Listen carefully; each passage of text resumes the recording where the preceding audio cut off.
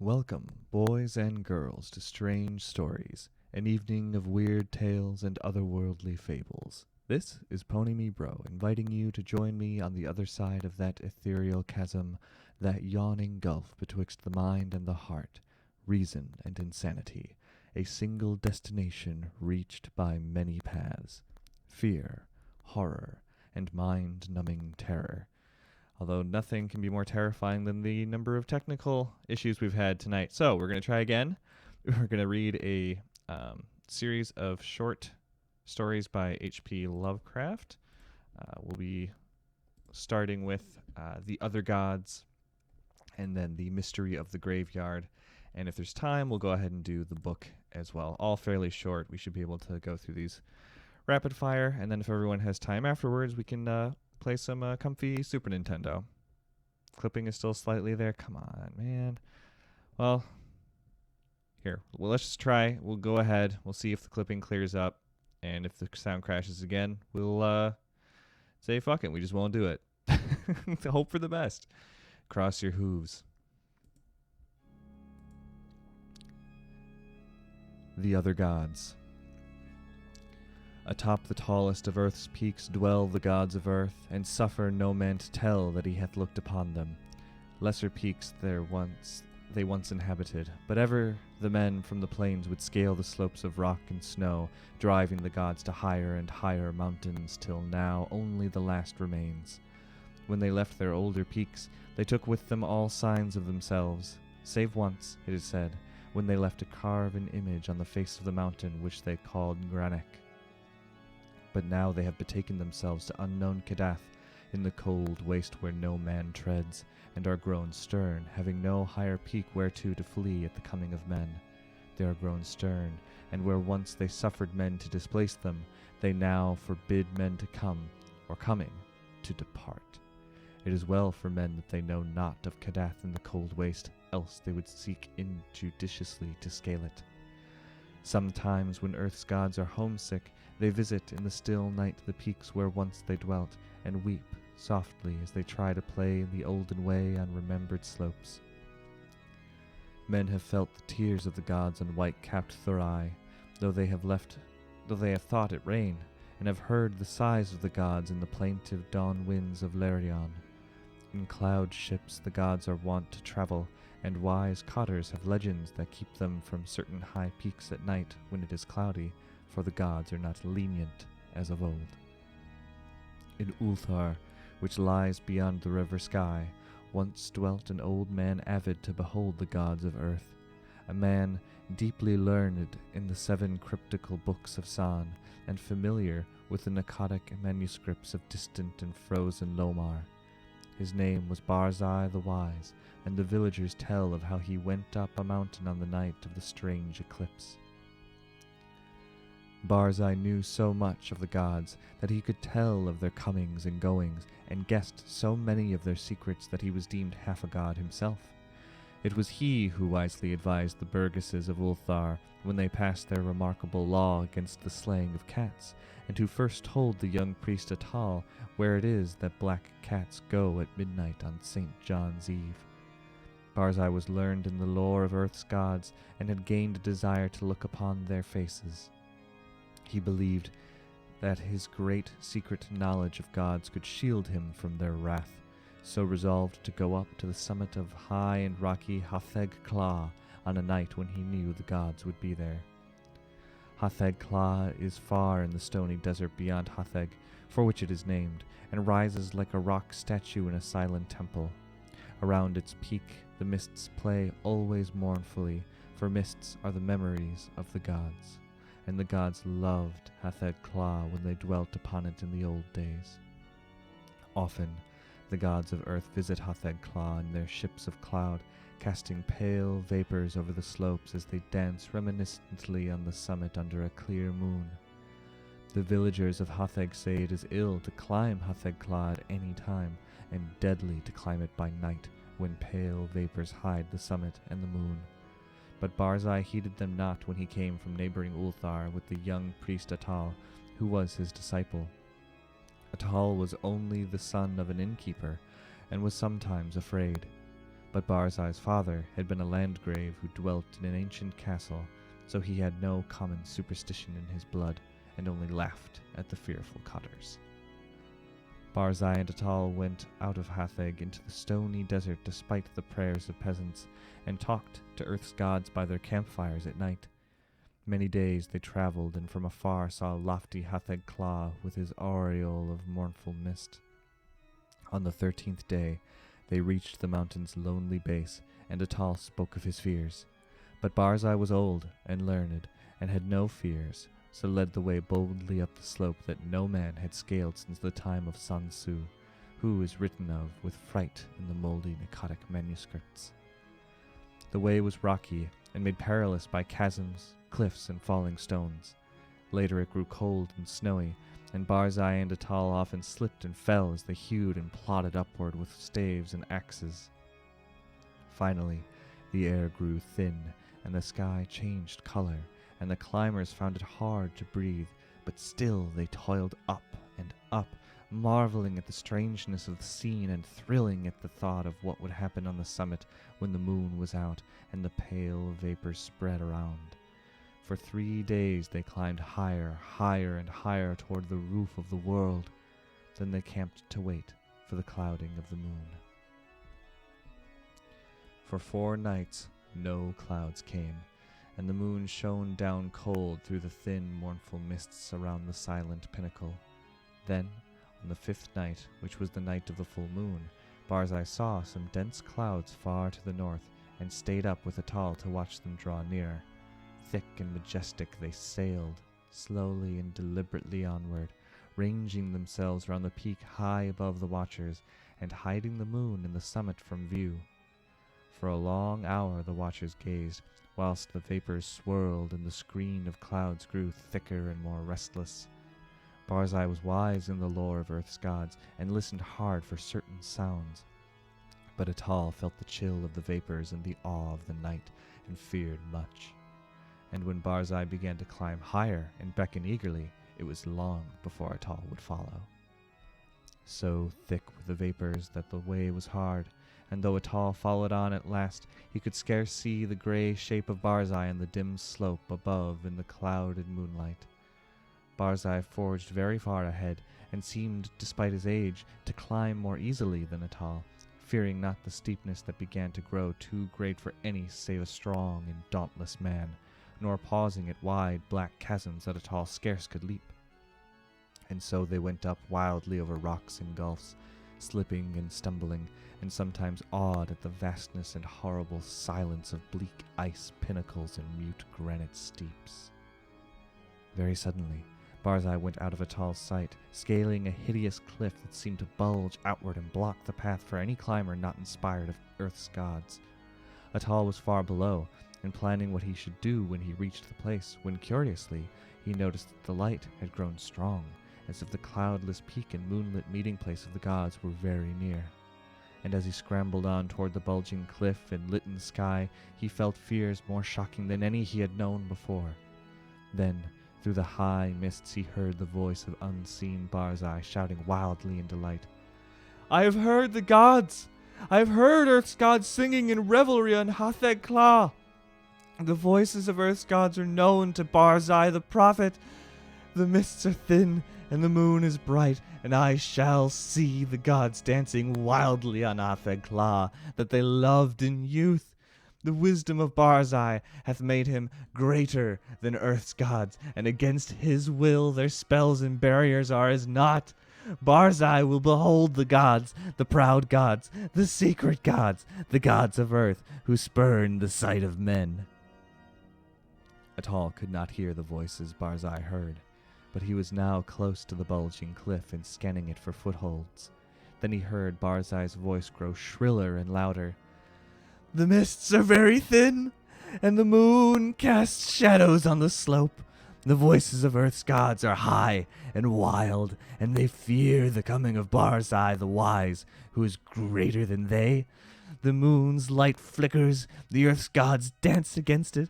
I shall see the dancing forms of the gods that leap and howl in the moonlight. The light is dimmer, and the gods are afraid." Whilst Barzai was shouting these things, Atal felt a spectral change in the air, as if the laws of earth were bowing to greater laws. For though the way was steeper than ever, the upward path was now grown fearsomely easy, and the bulging cliff proved scarce an obstacle when he reached it and slid perilously up its convex face. The light of the moon had strangely failed, and as Atal plunged upward through the mists, he heard Barzai the Wise shrieking in the shadows. "The moon is dark, and the gods dance in the night. There is terror in the sky, for upon the moon hath sunk an eclipse foretold in no books of men or of earth's gods. There is unknown magic on Hathagla, for the screams of the frightened gods have turned to laughter, and the slopes of ice shoot up endlessly into the black heavens, whither I am plunging. Hey, at last in the dim light I behold the gods of earth." And now Atal, slipping dizzily up over inconceivable steeps, heard in the dark a loathsome laughing, mixed with such a cry as no man else ever heard, save in the phlegethon of unrelatable nightmares. A cry wherein reverberated the horror and anguish of a haunted lifetime packed into one atrocious moment. "The other gods! The other gods! The gods of the outer hills! That guard the feeble gods of earth! Look away! Go back! Do not see the vengeance of the infinite abysses, the curse to the damnable pit! Merciful gods of earth, I am falling into the sky!" And as Atal shut his eyes and stopped his ears and tried to jump downward against the frightful pull from unknown heights, there resounded on Hatheg Claw that terrible peal of thunder, which awaked the good cotters of the plains and the honest burgesses of Hatheg and Nir and Ulthar, and caused them to behold through the clouds that strange eclipse of the moon that no book ever predicted. And when the moon came out at last, Atal was safe on the lower snows of the mountain without sight of earth's gods, or of the other gods. Now it is told in the moldy Akkadic manuscripts that San Tzu found naught but wordless ice and rock when he climbed Hatheg Claw in the youth of the world. Yet when the men of Ulthar and Nir and Hatheg crushed their fears and scaled that haunted steep by day in search of Barzai the Wise, they found graven in the naked stone of the summit a curious and cyclopean symbol 50 cubits wide, as if the rock had been riven by some titanic chisel, and the symbol was like to one that learned men have discerned in those frightful parts of the Akkadic manuscripts which are too ancient to be read. This they found.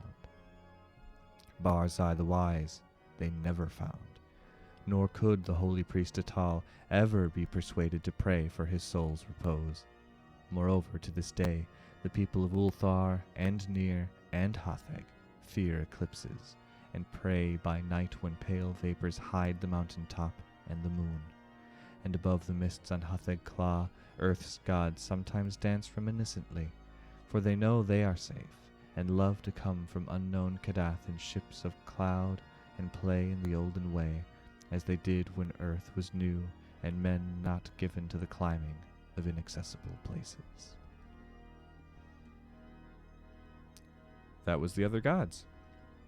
I hadn't read that one. Or I haven't read any of the stories tonight, and I loved the twist of thinking that you're going to meet these fanciful ancient gods of yesteryear, and you get sucked into the sky by gods from hell. Perfect. Love it. Let's go ahead and shift gears a little bit to fucking asshole other gods. What else are you gonna do? If you warn people don't come up here, and then someone comes up there, what else are you gonna do? Yeah, I hadn't thought of them as aliens, but maybe. I prefer to think of them as actually like from hell, like just opening up the sky to another dimension that way, rather than something sci-fi. I always skew to supernatural rather than sci-fi, but aliens are pretty scary actually, when you think about it. I remember being like fascinated by and totally petrified of UFOs as a kid. I would watch shows on like History Channel and stuff like that about, strange sightings and all that other kind of stuff. And it would freak me out and give me nightmares, but I couldn't get enough of it. So yeah, the prospect of being taken away by aliens is pretty frightening, if you can imagine. Okay, the next up on the docket we have The Mystery of the Graveyard, or A Dead Man's Revenge, a detective story. Chapter 1, The Burns' Tomb. It was noon in the little village of Mainville, and a sorrowful group of people were standing around the Burns' tomb. Joseph Burns was dead. When dying, he had given the following strange orders. Before you put my body in the tomb, drop this ball onto the floor at a spot marked A. He then handed a small golden ball to the rector. The people greatly regretted his death. After the funeral services were finished, Mr. Dobson, the rector, said, "My friends, I will now gratify the last wishes of the deceased." So saying, he descended into the tomb to lay the ball on the spot marked A. Soon, the funeral party began to be impatient, and after a time, Mr. Chas Green, the lawyer, descended to make a search. Soon he came up with a frightened face and said, "Mr. Dobson is not there!" Chapter 2, Mysterious Mr. Bell. It was 3:10 o'clock in ye afternoon when the doorbell of the Dobson mansion rang loudly, and the servant, on going to the door, found an elderly man with black hair and side whiskers. He asked to see Miss Dobson. Upon arriving in her presence, he said, "Miss Dobson, I know where your father is, and for £10,000 I will restore him. My name is Mr. Bell." "Mr. Bell," said Miss Dobson, "will you excuse me from the room a moment?" "Certainly," replied Mr. Bell. In a short time she returned and said, "Mr. Bell, I understand you. You have abducted my father and hold him for ransom." Chapter 3, At the Police Station. It was 3:20 o'clock in the afternoon when the telephone bell at the North End police station rang furiously, and Gibson, the telephone man, inquired what was the matter. "Have found out about father's disappearance," a woman's voice said. "I'm Miss Dobson, and father has been abducted. Send King John." King John was a famous Western detective. Just then, a man rushed in and shouted, "Oh, terrors, come to the graveyard!" Chapter 4, The West Window. Now let us return to the Dobson mansion. Mr. Bell was rather taken aback by Miss Dobson's plain speaking, but when he recovered his speech, he said, "Don't put it quite so plain, Miss Dobson, for He was interrupted by the entrance of King John, who, with a brace of revolvers in his hands, barred all egress by the doorway. But quicker than thought, Bell sprang to a west window and jumped. Chapter 5, The Secret of the Grave. Now let us return to the station house. After the exited visitor had calmed somewhat, he could tell his story straighter. He had seen 3 men in the graveyard shouting, "Bell, Bell, where are you, old man?" and acting very suspiciously. He then followed them, and they entered the Burns' tomb. He then followed them in, and they touched a spring at a point marked A, and then disappeared. "I wish King John were here," said Gibson. "What's your name?" "John Spratt," replied the visitor. Chapter 6, The Chase for Bell. Now let us return to the Dobson mansion again. King John was utterly confounded at the sudden movement of Bell, but when he recovered from his surprise, his first thought was of chase. Accordingly, he started in pursuit of the abductor. He tracked him down to the RR station and found to his dismay that he had taken the train for Kent, a large city toward the south, and between which and Mainville there existed no telegraph or telephone. The train had just started. Chapter 7, The Negro Hackman. The Kent train started at 10:35, and about 10:36 an exited, dusty, and tired man rushed into the Mainville hack office and said to a Negro hackman who was standing by the door, "If you take me to Kent in 15 minutes, I will give you $1. "I don't see how I'm to get there," said the Negro. "I haven't got a decent pair of hosses, and I have—" $2, shouted the traveler. "All right," said the hackman. King John must be the tired man. That's a footnote. Chapter 8, Bell's Surprise. It was 11 o'clock at Kent. All of the stores were closed but one, a dingy, dirty little shop, down at the West End. It lay between Kent Harbour and the Kent and Mainville RR. In the front room, a shabbily dressed person of doubtful age was conversing with a middle-aged woman with grey hair. "I have agreed to do the job, Lindy," he said. "Bell will arrive at 11:30, and the carriage is ready to take him down to the wharf, where a ship for Africa sails tonight." "But if King John were to come?" queried Lindy. "Then we'd get nabbed, and Bell would be hung," replied the man. Just then, a rap sounded at the door. "Are you Bell?" inquired Lindy. "Yes," was the response. "And I caught the 10:35 and King John got left, so we are all right." At 11:40, the party reached the landing and saw a ship loom up in the darkness. The Khedive of Africa was painted on the hull, and just as they were to step on board, a man stepped forward in the darkness and said, "John Bell, I arrest you in the Queen's name." It was King John. Chapter 9. The Trial. The day of the trial had arrived, and a crowd of people had gathered around the little grove, which served for a courthouse in summer, to hear the trial of John Bell on the charge of kidnapping. "Mr. Bell," said the judge, "what is the secret of the Burns' tomb?" "I will tell you this much," said Bell. "If you go into the tomb and touch a certain spot marked A, you will find out." "Now where is Mr. Dobson?" queried the judge. "Here," said a voice behind them, and the figure of Mr. Dobson himself loomed up in the doorway. "How did you get here?" etc., was chorused.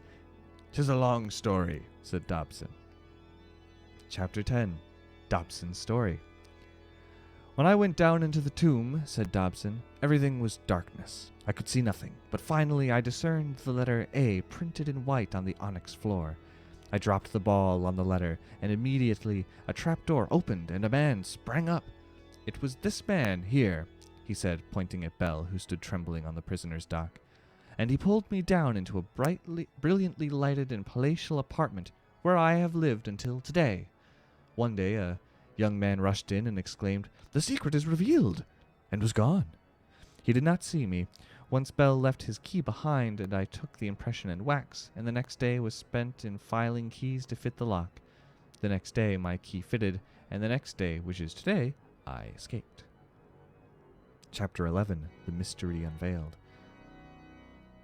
"Why did the late J. Burns ask you to put the ball there at A?" queried the judge. "To get me into trouble," replied Dobson. "He and the Francis Burns, his brother, have plotted against me for years, and I knew not in what way they would harm me." "Seize Francis Burns!" yelled the judge. Chapter 12. Conclusion. Francis Burns and John Bell were sent to prison for life. Mr. Dobson was cordially welcomed by his daughter, who, by the way, had become Mrs. King John. Lindy and her accomplice were sent to Newgate for 30 days as aiders and abettors of a criminal escape. The end. Sort of a weird mystery. Had a very much of a meanwhile back at the farm kind of vibe to it. Oh yeah, we can definitely do this one. Alright, last for the evening. The book. My memories are very confused. There is even much doubt as to where they begin, for at times I feel appalling vistas of years stretching behind me, while at other times it seems as if the present moment were an isolated point in a gray, formless infinity. I'm not even certain how I am communicating this message. While I know I am speaking, I have a vague impression that some strange and perhaps terrible mediation will be needed to bear what I say to the points where I wish to be heard. My identity, too, is bewilderingly cloudy. I seem to have suffered a great shock, perhaps from some utterly monstrous outgrowth of my cycles of unique, incredible experience. These cycles of experience, of course, all stem from that worm-riddled book. I remember when I found it in a dimly lighted place near the black, oily river where the mists always swirl. That place was very old, and the ceiling-high shelves full of rotting volumes reached back endlessly through windowless inner rooms and alcoves.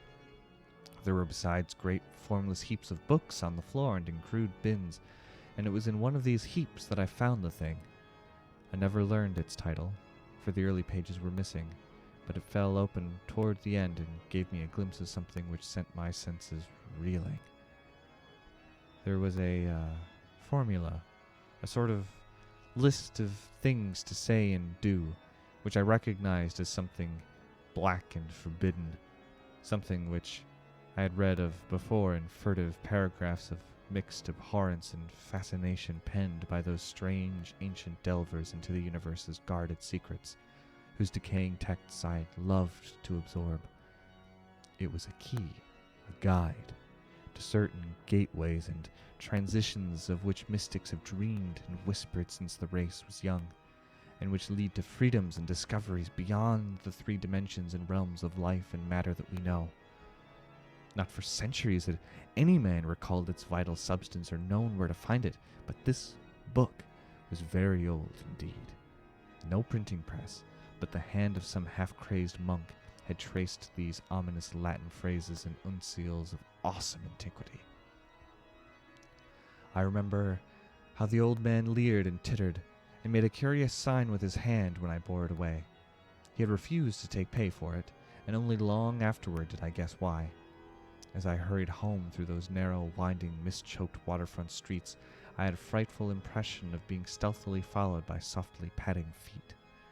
The centuried, tottering houses on both sides seemed alive with a fresh and morbid malignity, as if some hitherto closed channel of evil brick and fungus, plaster and timber. Oh wait, did I skip a line? As if some hitherto closed channel of evil understanding had abruptly been opened. I felt that those walls and overhanging gables of mildewed brick and fungus plaster and timber, with fishy, eye-like, diamond-paned windows that leered, could hardly desist from advancing and crushing me. Yet I had read only the least fragment of that blasphemous rune before closing the book and bringing it away. I remember how I read the book at last, white-faced, and locked in the attic room that I had long devoted to strange searchings.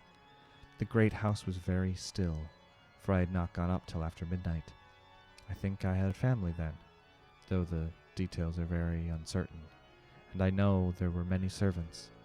Just what the year was I cannot say, for since then I've known many ages and dimensions, and have had all my notions of time dissolved and refashioned.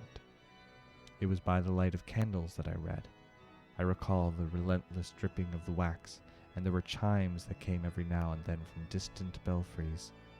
I seemed to keep track of those chimes with a peculiar intentness, as if I feared to hear some very remote intruding note among them. God. Then came the first scratching and fumbling at the dormer window that looked out high above the other roofs of the city. It came as I droned aloud the 9th verse of that primal lay, and I knew amidst my shudders what it meant. For he who passes the gateways always wins a shadow, and never again can he be alone. I had evoked, and the book was indeed all I had suspected.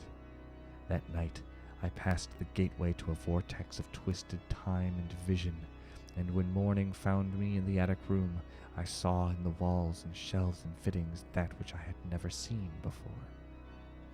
Nor could I ever see the world as I had known it.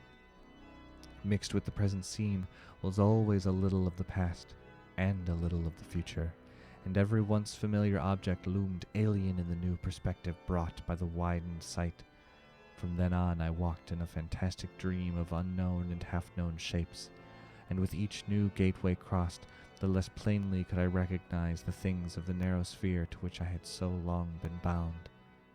What I saw about me none else saw, and I grew doubly silent and aloof lest I be thought mad. Dogs had a fear of me, for they felt the outside shadow which never left my side. But still I read more, in hidden, forgotten books and scrolls to which my new vision led me, and pushed through fresh gateways of space and being and life patterns toward the core of that unknown cosmos. I remember the night I made the 5 concentric circles of fire on the floor and stood in the innermost one, chanting that monstrous litany the messenger from Tartary had brought.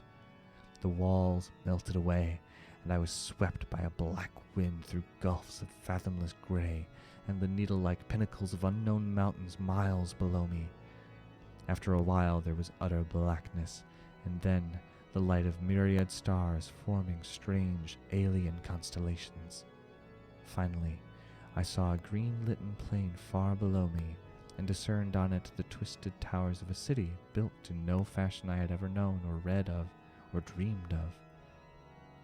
As I floated closer to that city, I saw a great square building of stone in an open space, and felt a hideous fear clutching at me. I screamed and struggled, and after a blankness was once again in yet my attic room, sprawled flat over the 5 phosphorescent circles on the floor. In that night's wandering, there was no more of strangeness than in many a former night's wandering, but there was more of terror, because I knew I was closer to those outside gulfs and worlds than I had ever been before. Thereafter, I was more cautious with my incantations, for I had no wish to be cut off from my body and from the earth in unknown abysses whence I could never return. That was the book.